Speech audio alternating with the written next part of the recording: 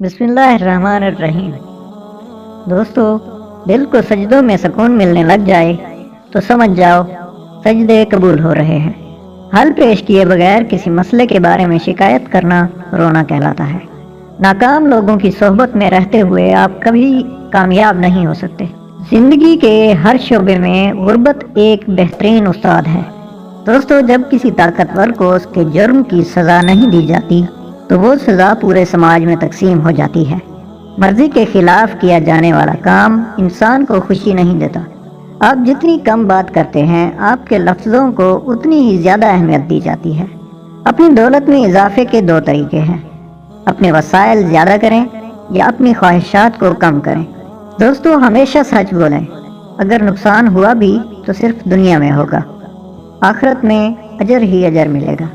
نیکی کا کام کرتے ہوئے اور یتیم کی مدد کرتے ہوئے دھوکہ ملے تو سمجھ جاؤ تم دولت مند ہونے والے ہو۔